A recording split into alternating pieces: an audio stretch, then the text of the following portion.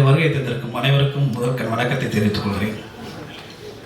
M cinema production Badrinath Narayanan அவர்களுக்கும் இயக்குனர் சாஜி சலீம் அனைவருக்கும், அதில்தான் கணேசன், ஹீரோயின் என் அன்பு நண்பர் பிதார்த், heroine Swetha, director Praveen, cameraman Soundar, editor Bharath, மேடையில் அமர்ந்திருக்கும் என் அன்புக்குரிய அண்ணன் பாஸ்கர், ப்ரொடியூசர் தேனப்பண்ண, பாடலாசிரியர் உமா தேவி, தேவா, என் அருமை நண்பர் நிகில் முருகன் உள்ளிட்ட அனைவருக்கு என்ன முதற்கு எனக்கு தெரிவித்து, நான் பொதுவாக சினிமா நிகழ்ச்சிக்கு இப்போ நிறைய நடுவில் ஒரு 1.5 வருஷமாக கூப்பிட்டுட்டே இருப்பாங்க, போகிறதில்ல, எனக்கு வேலை இருக்கிறதுனால.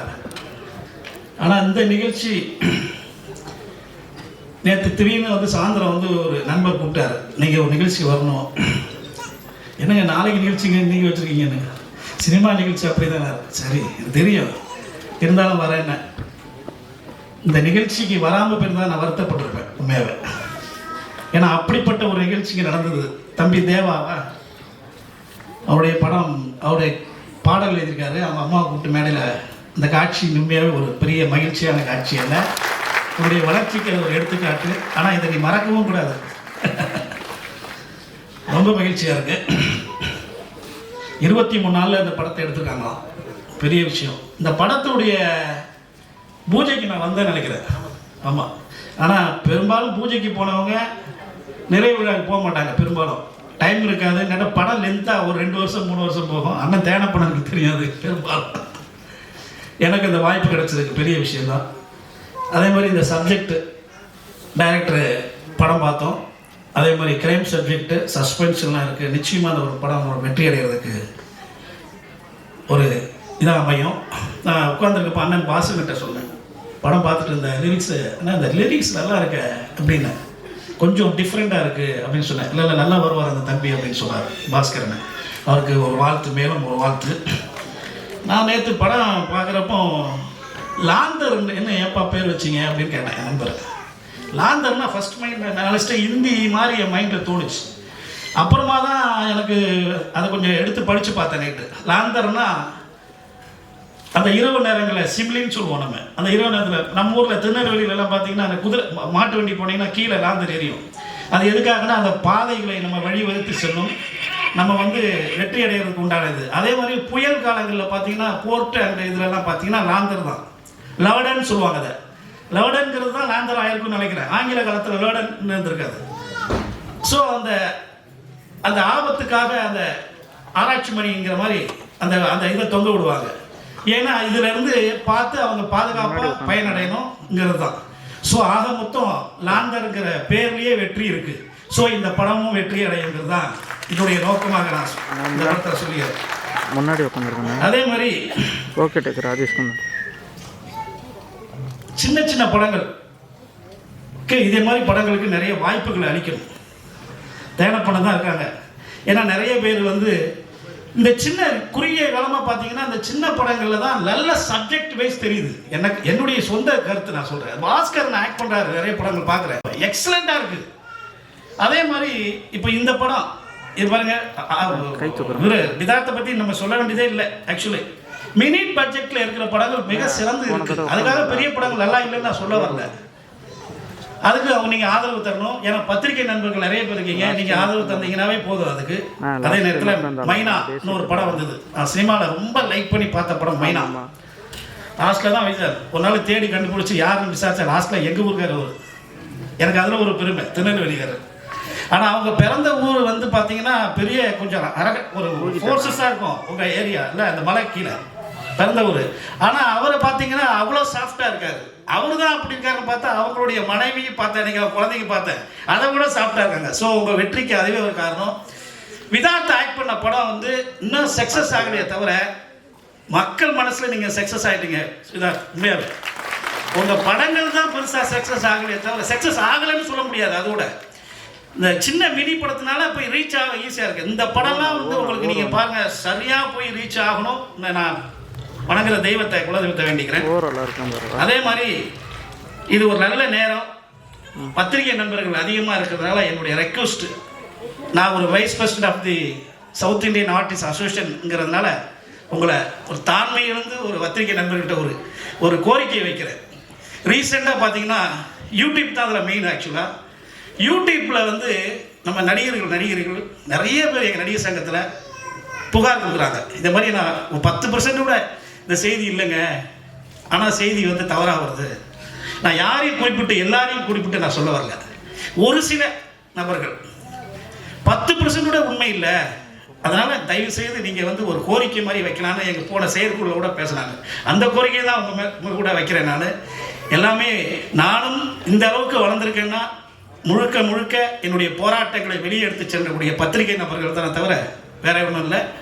ஸோ 10% கூட நீங்கள் இல்லாத செய்திகளை பண்ணுறீங்க போகிறீங்கன்னு அது எனக்கு நடிகர் சங்கத்து மூலிமா கேட்டதுனால அதை செயற்குழுவில் பேசினால அதை இதில் பெருசாக பாதிக்கப்படுறவங்க சினிமா நடிகர்கள் சினிமாக்காரர்கள் அரசியல்வாதிகள் இருக்கிறதுனால நீங்கள் இதை தயவு செய்து அதில், ஏன்னா நான் வந்து ஒரு கவர்மெண்ட்லேயும் இருக்கிறதுனால சொல்கிறேன். சில நபர்களை பற்றி போடுறப்போ வெளியே சொல்ல முடியல, சிலவங்க சூசைடே பண்ணிக்கிறாங்க. அதை அவங்கள அதை போராட முடியல. சில நபர்களுக்கு போராட்ட இது கம்மியாக இருக்கிறதுனால. ஸோ இந்த ஒரு நல்ல நேரத்தில் உங்களுக்கு, ஏன்னா பேட்டி கொடுப்பவர்களுக்கும் பேட்டி வாங்குறவங்களுக்கும் ரெஸ்பான்சிபிள் இருக்குன்னு judicial supreme court of the fourth சொல்லியிருக்கு இன்னைக்கு. ஸோ தயவு வந்து இதில் நீங்கள் உதவிட வேண்டும். இந்த படம் வெற்றியடை 100 நாள் ஓடணும் என்று விடைபெறுகிறேன். நன்றி, வணக்கம். அனுபவத்தில் வந்து பெரியவங்களா இருக்கணும். அதுலேயுமே அவங்க சினிமா துறையை வந்து சார்ந்தவங்களா இருக்கணும். சினிமா துறையில்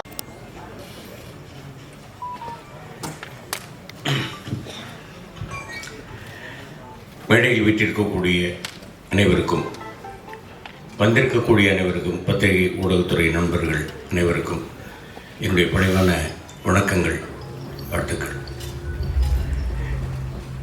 முதல்ல வந்து டைரக்டர் சாருக்கு வந்து ஒரு பெரிய ஒரு வாழ்த்து சொல்லணும், பாராட்டு சொல்லணும்.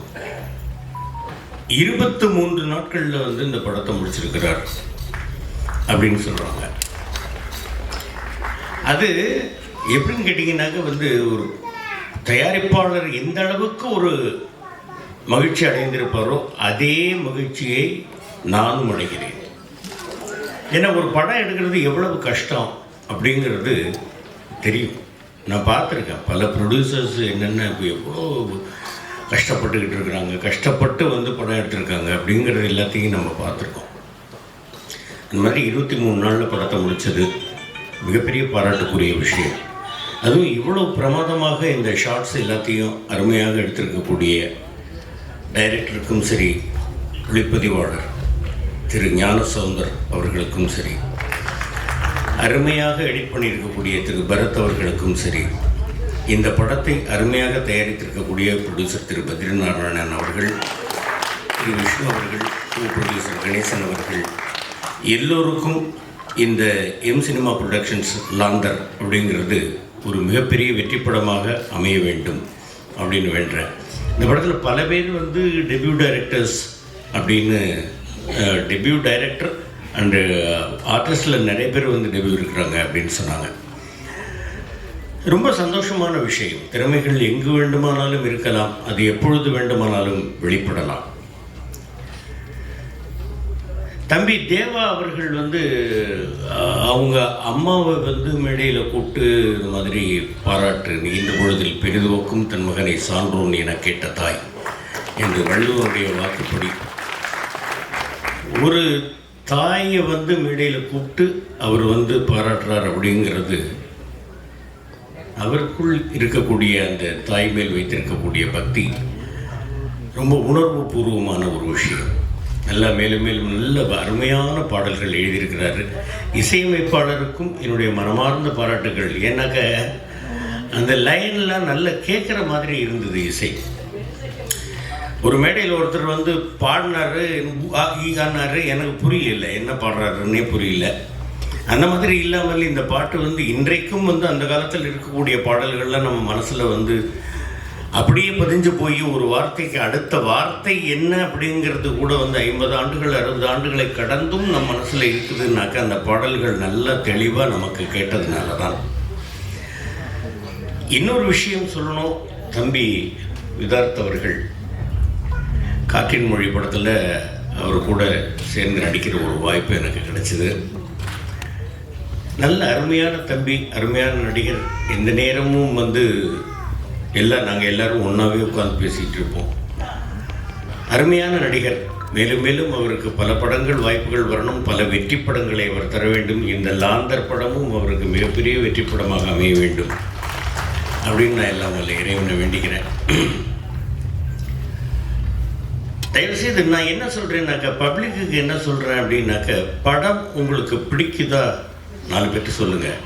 பிடிக்கலை அப்படின்னாக்கா உங்களோட வச்சுங்க. அடுத்தவங்க போகிறவங்க படத்துக்கு வந்து போகிறவங்கள வந்து அந்த படம் நல்லாவே இல்லை போகாத அப்படின்னு சொல்லாதீங்க.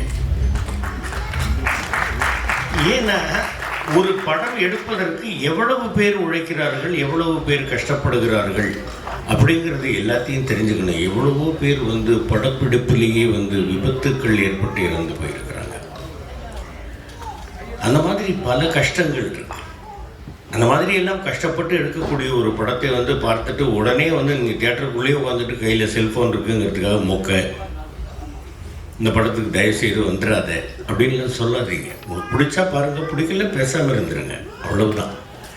பார்க்கட்டும், எல்லோரும் பார்க்கட்டும்.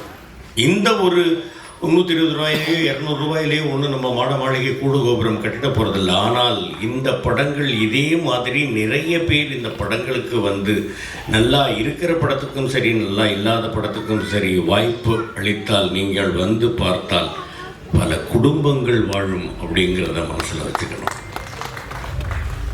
தம்பி பூச்சிமுருகன் அவர்கள் பேசும்போது சொன்னார், பாஸ்கரன் நான் வந்து சின்ன சின்ன படங்கள்லாம் நடிக்கிறாரு. ராஜீவ்காந்தி கூட சொன்னார்ல, சின்ன சின்ன படங்கள்லாம் நீங்கள் பண்ணுறீங்க. நான் என்கிட்ட கேட்டாங்க, நீங்கள் எதுக்கு பெரிய ஸ்டார் படத்தில் நடிக்கிறது இல்லை? நான் நடிக்க மாட்டேன்னு சொல்ல, நான் நடிக்கிறதுக்கு தயார், கூப்பிடட்டும். ஆனால் ஒரு விஷயம் நான் மனதில் தெளிவாக வைத்திருக்கிறேன். சிங்கத்துக்கு வாலாக இருக்கிறத விட ஈக்கு தலையாக இருக்கிறது தான் நான் விரும்புகிறேன். சின்ன படங்கள் நல்லா இல்லைன்னு எப்படி சொல்ல முடியும்? திடீர்னு வந்தாப்புல என்னுடைய மகன்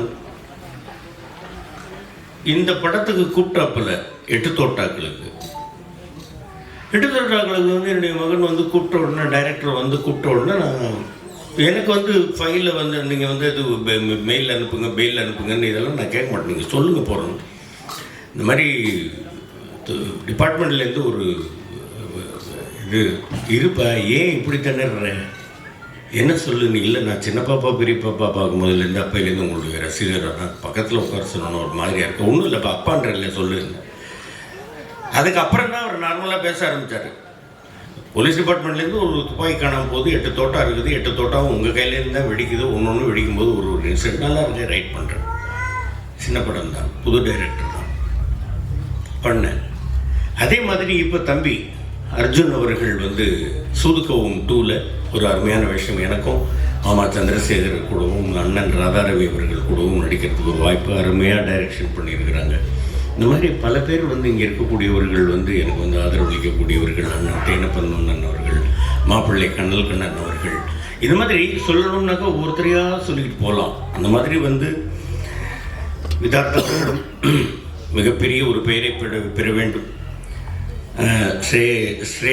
ஸ்வேதா அவர்களும் நல்ல மிகப்பெரிய நிறைய அடுத்தடுத்த படங்கள் வாய்ப்புகளை பெற வேண்டும். இந்த படம் மிகப்பெரிய வெற்றி அடைய வேண்டும். ப்ரொடியூசருக்கும் இந்த படத்தில் உழைத்தவர்களுக்கும் மிகப்பெரிய ஒரு பெயரையும் லாபத்தையும் ஈட்டித்தர வேண்டும். அடுத்தடுத்து அவர்கள் படம் எடுக்க வேண்டும். எல்லா படங்களும் வெற்றி படமாக அமைய வேண்டும் அப்படின்னு எல்லாம் வல்ல இறைவனை வேண்டிக்கிறேன். உங்கள் எல்லாருக்கும் அருமையான வாழ்க்கையை ஆண்டவன் தர வேண்டும்னு கேட்டுக்கிறேன். நன்றி, வணக்கம்.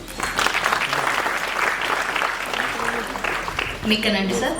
அடுத்ததாக லாந்தர் படத்தை வாழ்த்து வந்திருக்கும் சூதுகவும் 2 படத்துடைய இயக்குனர் திரு அர்ஜுன் அவர்களை பேசுமாறு அழைக்கிறோம். எல்லாருக்கும் வணக்கம், மேடையில் இருக்கிறவங்க வணக்கம். நான் இந்த ஃபங்க்ஷனுக்கு வந்து இயக்குனர் வர்றதை விட நான் சலிமன்னோட தம்பியாக, அது ஃபேமிலியில் ஒருவனாக வர்றதை நான் பார்க்குறேன். இந்த படம் வந்து பெரிய வெற்றி படமாக ஆகணும். அதுவும் இல்லாமல் 10 வருஷம் ஆச்சு முந்தாஸ்பட்டி 2 ரிலீஸ் ஆகி. அதே டேயில் இன்றைக்கி இந்த ஃபங்க்ஷனில் நாங்கள் எல்லோரும் திருப்பி ஒன்றா பார்க்குறது வந்து ரொம்ப சந்தோஷமாக இருக்குது. அப்புறம் விதா சார், நாங்கள் ரூம்லலாம் ஒன்றா இருக்கும்போது கதை பண்ணி முடிச்சுட்டு நாங்கள் தேட போகிற ஒரு ஹீரோட முதல்ல அவர் இருப்பது போதும். என்னோடய படமும் நான் அவர்கிட்ட தான் போய் ஃபஸ்ட் நரேட் பண்ணேன்.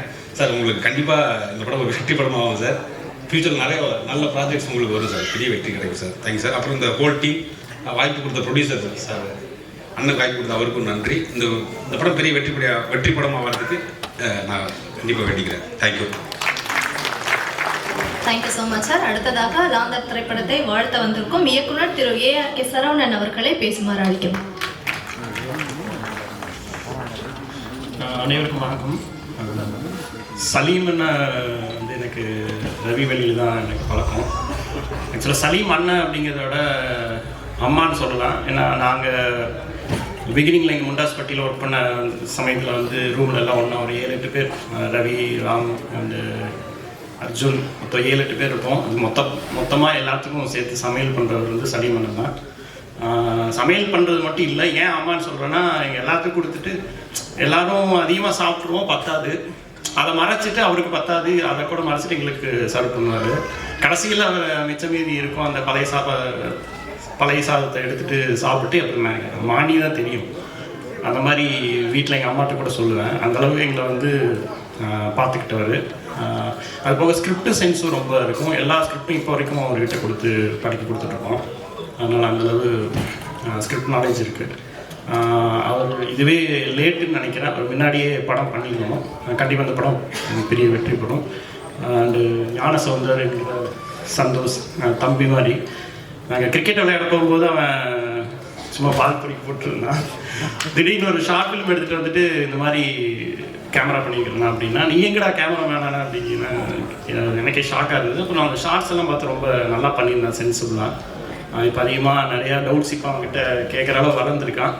நான் அவனும் நிறைய படங்கள் பண்ணணும். அண்டு விதாத் சாரும் முன்னாடி இருந்து கிட்டத்தட்ட 12 வருஷத்துக்கு முன்னாடியே அவர் வந்து ராம் ரவி 2 பேரும் முண்டாஸ்பட்டின்னு நினைக்கிறேன். அப்போ வந்து நாங்கள் எங்கள் டீமில் ஃபஸ்ட்டு பார்த்த ஹீரோ விதாத் சார் தான். அப்போவே வந்து அவ்வளோ ஒரு டவுன் டு எர்த் தான் எங்களுக்கு வந்து சப்போர்ட் பண்ணி, புது பசங்க அப்படின்னு இல்லாமல் ஒரு நம்பிக்கை கொடுத்து, அவர் கொடுத்த நம்பிக்கையில் தான் அது மறுபடியும் அந்த ப்ராஜெக்ட் கூட மூவ் ஆச்சுன்னு சொல்லலாம். அந்த விதாத் சார் இருக்கார். அண்டு ஹீரோயின்ஸே தான் அவங்களுக்கும் வாழ்த்துக்கள். அண்டு விக்கி மாஸ்டர் பண்ணியிருக்காரு. அவர் ரொம்ப நாளாக எங்களுக்கு பழக்கம். அந்த மியூசிக் டைரக்டர், எடிட்டர் எல்லாத்துக்கும் வாழ்த்துக்கள். அண்ட் ப்ரொடியூசர் பத்ரி சார், அவர் திருப்பூர்காரர், எங்கள் அப்பாவோட நண்பர். அவருக்கும் இந்த படம் வெற்றி படம் வந்து மேலும் மேலும் பல படங்கள் பண்ணோம். மொத்த குழுக்கும் வாழ்த்துக்கள். நன்றி. Thank you. Thank you so much sir. So மரகத நாணயம் அப்படின்ற ஒரு சிறப்பான படத்தை கொடுத்ததுக்கும் உங்களுக்கு எங்களுடைய நன்றி. அடுத்தடுத்த படங்கள் சீக்கிரமாக நீங்கள் எல்லாரும் கொடுக்கணும்னு நாங்கள் எதிர்பார்க்குறோம். இது ஃப்ரெண்ட்ஸ் ரீயூனியன் மாதிரி கூட எனக்கு லைட்டாக தோணுது. எல்லாருமே வந்து இன்டர்லிங்க்டு பல கதைகள் வந்து வெளியே வருது. எப்படியும் தனித்தனியாக இன்டர்வியூ எடுத்தால் நிறைய விஷயங்கள் டேரக்டர் பற்றி கிடைக்கும் அப்படின்னு நினைக்கிறேன், சாஜி சலீம் சார் பற்றி. அண்ட் அடுத்ததாக கட்டா குஸ்தி படத்துடைய இயக்குனர் திரு செல்லா ஐயாவு அவர்களை பேசுமாறு அழைக்கிறேன்.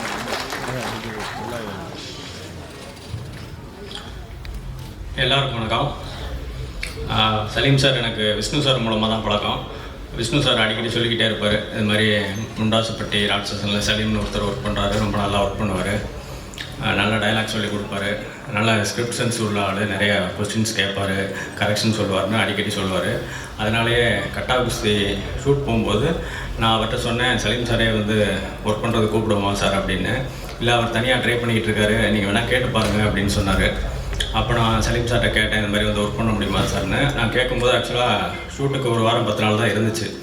அப்போ சொன்னார் அவர், இல்லை சார் நானும் ட்ரை பண்ணிக்கிட்டு இருக்கேன், எந்த நேரம் வேணாலும் கமிட் ஆகலாம், இந்த நேரத்தில் வந்து ஒர்க் பண்ணுறது சிரமமாக இருக்கும், இருந்தாலும் நீங்கள் கூப்பிட்றீங்க நான் வர்றேன் அப்படின்னாரு. நான் சொன்னேன், ஃபுல் ஃபிலிம் ஒர்க் பண்ணணும்னு ஒன்றும் அவசியம் இல்லை சார், நீங்கள் எப்போ கமிட் ஆனாலும் அன்றைக்கி நீங்கள் கிளம்பிடலாம், நீங்கள் வாங்க அப்படின்னு சொல்லிவிட்டு அப்படி தான் வந்து கட்டாகுஸ்தி வந்து ஒர்க் பண்ணார். ஃபர்ஸ்ட் ஷெட்யூல் தென்காசியில் போய் ஷூட் பண்ணோம். ஆக்சுவலாக அந்த ஷெட்யூல் 20 days ஷூட் பண்ணோம்.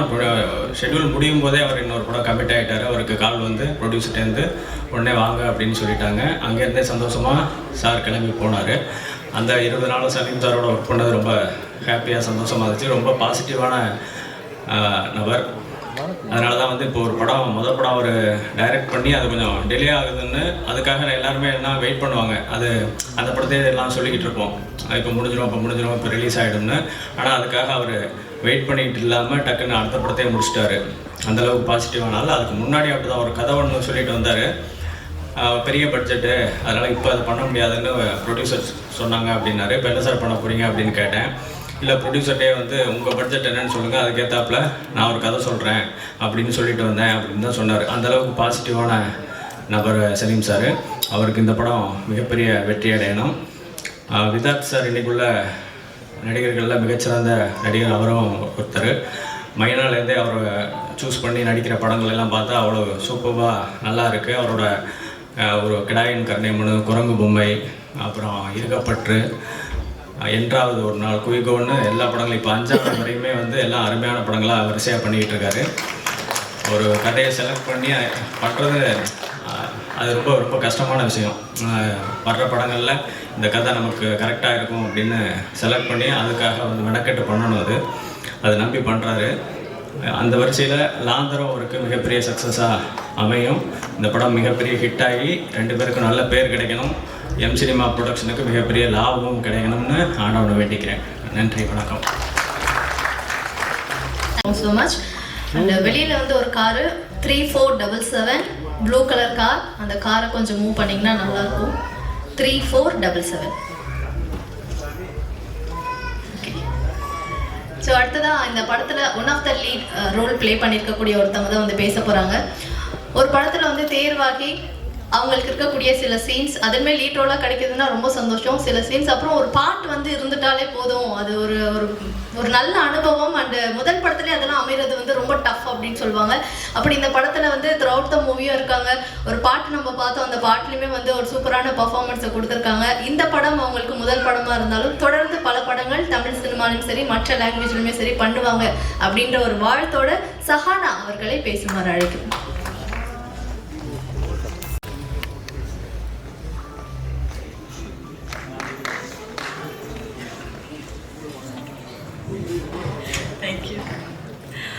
வணக்கம். பிஃபோர் தட் எனக்கு அவ்வளோ தமிழ் வராது. ஏதாவது தப்பு பண்ணேன்னா please sorry. This is my first movie. I'm very happy and I'm thrilled about the release of the movie. இப்போ நான் ரொம்ப நர்வஸாக இருக்கேன். So I'm not able to tell anything. But I would really want to thank Saji sir, Badri sir, Santosh sir, who made me look so beautiful without makeup in the entire movie, and my co-actors Vivin, Vidat sir and Shweta. And I hope na innu nalla Tamil padam பண்ணுவேன் and better Tamil பேசுவேன் next time. Thank you.